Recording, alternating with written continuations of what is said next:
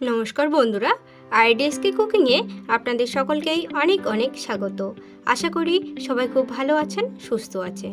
তো ফ্রেন্ডস, আজকে আমি আবারও চলে এলাম নতুন একটি রেসিপি নিয়ে। আজকে আমি বানাবো রূপচাঁদ মাছের তেল ঝালের রেসিপি। আশা করি আজকের রেসিপিটি আপনাদের ভালো লাগবে। তো শেষ পর্যন্ত দেখতে থাকুন। ভালো লাগলে লাইক করবেন, শেয়ার করবেন আপনার ফ্রেন্ডস এবং ফ্যামিলির সঙ্গে। আর আমার চ্যানেলের নতুন বন্ধু হয়ে থাকলে অবশ্যই চ্যানেলটি সাবস্ক্রাইব করার অনুরোধ রইল। তো চলুন ভিডিওটি দেখে নেওয়া যাক। তো প্রথমেই আমি এখানে রূপচাঁদ মাছ নিয়ে নিয়েছি। আগে থেকে ভালো করে ধুয়ে জল ঝরিয়ে আমি নুন হলুদ মাখিয়ে নিয়েছি। এবার আমি মাছগুলোকে ভেজে নেব। তার জন্য গ্যাসের মধ্যে কড়া বসিয়ে দিয়েছি। কড়া খুব ভালো মতো গরম হয়ে গেলে দিয়ে দিচ্ছি সর্ষের তেল। তেলটাকে খুব ভালো করে গরম করে নেব। তেলটা খুব ভালো করে গরম হয়ে গেলে আমি এর মধ্যে সামান্য একটু লবণ দিয়ে দিলাম। এবার লবণ দিয়ে খুন্তি দিয়ে একটু চারদিকে ছড়িয়ে নিচ্ছি। এতে করে কড়ার মধ্যে একটা ননস্টিক লেয়ার তৈরি হয়ে যায়, যার ফলে মাছ কিন্তু কড়ার মধ্যে লেগে থাকার ভয় থাকে না। এবার আমি একে একে মাছের পিসগুলো দিয়ে দিচ্ছি।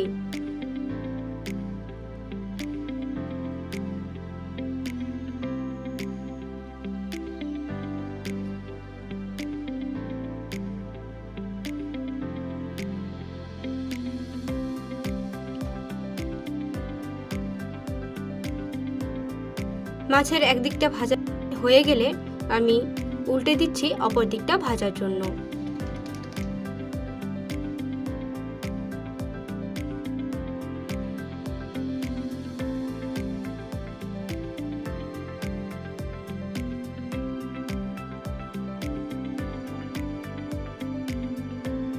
এভাবে আমি উল্টে পাল্টে মাছগুলোকে খুব সুন্দর করে লাল লাল করে ভেজে নেব। তো বন্ধুরা, মাছগুলোকে আমি খুব ভালো করে ভেজে নিয়েছি। মাছগুলো আমার ভাজা হয়ে গেছে। এবার আমি তেল থেকে তুলে নেব।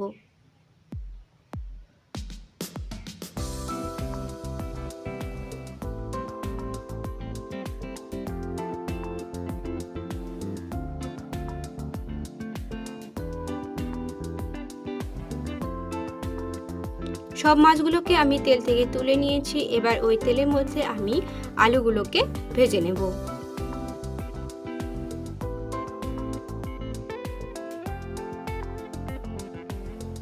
দিচ্ছি সামান্য একটু লবণ আর একটু হলুদ গুঁড়ো। লবণ আর হলুদ গুঁড়ো দিয়ে আমি আলুগুলোকেও লাল লাল করে ভেজে নেব।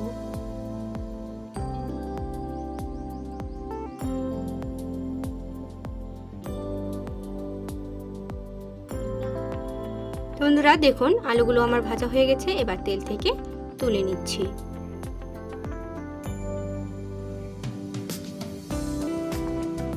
সব আলুগুলোকে আমি তেল থেকে তুলে নিলাম। এবার ওই তেলের মধ্যে আমি রান্নাটা করব। তার জন্য দিয়ে দিলাম হাফ চামচ পরিমাণে 5 ফোড়ন। ফোড়নটাকে হালকা করে ভেজে নিয়ে দিয়ে দেব পেঁয়াজ কুচি।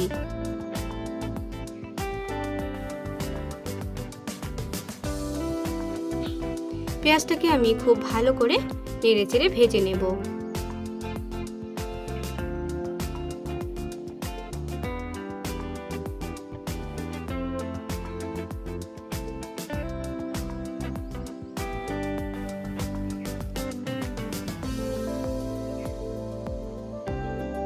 এবার এর মধ্যে আমি দিয়ে দেব 1 চামচ পরিমাণে আদা ও রসুনের পেস্ট। আদা রসুনটাকেও পেঁয়াজের সঙ্গে ভেজে নেব, যেন আদা রসুনের কাঁচা গন্ধটা না থাকে।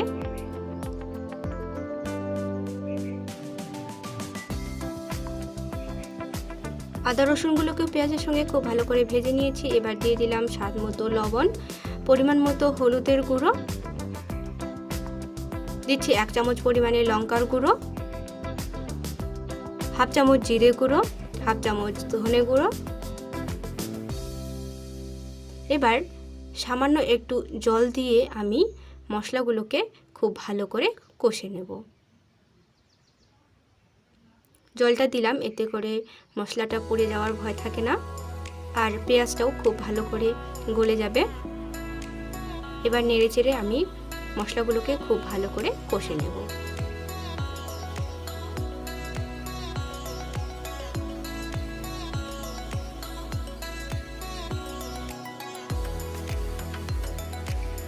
বন্ধুরা দেখুন মশলাটা আমার খুব ভালো করে কষানো হয়ে গেছে। মশলার উপরে দেখুন তেল ভেসে উঠেছে। এবার আমি আগে থেকেই ভেজে রাখা আলু মশলার মধ্যে দিয়ে দিলাম। আলুটা দেওয়ার পরেও মশলার সঙ্গে 2 থেকে 3 মিনিট আমি কষে নিচ্ছি।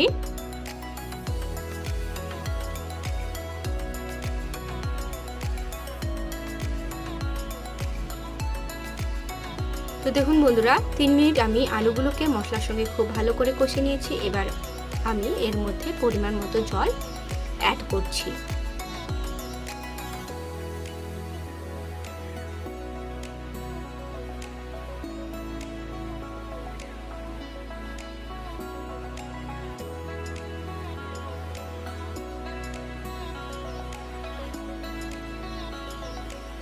এবার ঢাকা দিয়ে আমি 5 মিনিট ফুটিয়ে নেব।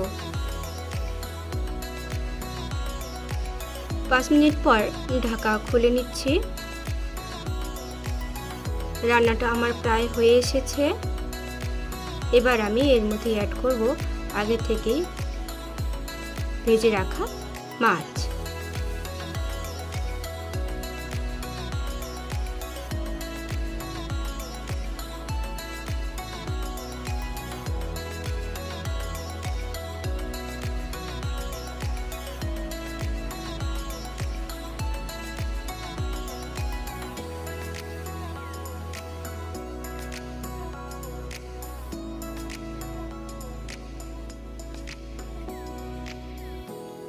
মাছগুলোকে আমি অ্যাড করে দিলাম। এবার আবারও 2 মিনিটের মতো আমি মাছটাকে ঢাকা দিয়ে রান্না করে নেব। 2 মিনিট পর ঢাকা খুলে নিলাম। রান্নাটা আমাদের একেবারেই কমপ্লিট। এবার সব শেষে আমি এর মধ্যে কয়েকটা কাঁচা পাকা লঙ্কা দিয়ে দিলাম আর দিয়ে দিচ্ছি 1/2 চামচ পরিমাণে গরম মশলার গুঁড়ো। সব শেষে কাঁচা লঙ্কা দিলে কিন্তু কাঁচা লঙ্কার খুব সুন্দর একটা ফ্লেভার আসে, খেতে কিন্তু খুবই ভালো লাগে। গরম মশলাটাকে তরকারির সঙ্গে মিশিয়ে নিলাম। এবার গ্যাসের ফ্লেমটা বন্ধ করে নামিয়ে নেব। তো বন্ধুরা দেখুন কত কম সময়ে আর সহজভাবেই সিম্পল একটা মাছের তেল ঝাল তৈরি করে নিলাম। তো ফ্রেন্ডস আজকের রেসিপি আপনাদের কেমন লাগলো অবশ্যই কমেন্ট করে জানাবেন। ভালো লাগলে লাইক করবেন, শেয়ার করবেন আপনার ফ্রেন্ডস এবং ফ্যামিলির সঙ্গে। আর আমার চ্যানেলের নতুন বন্ধু হয়ে থাকলে অবশ্যই চ্যানেলটি সাবস্ক্রাইব করে বেল নোটিফিকেশনটি অন করে দেবেন আমার এরকম নিত্য নতুন রেসিপি আপনার ফোনে সবার প্রথমে দেখার জন্য। তো ভালো থাকবেন, সুস্থ থাকবেন। দেখা হচ্ছে আবার নতুন কোনো ভিডিওতে। ধন্যবাদ।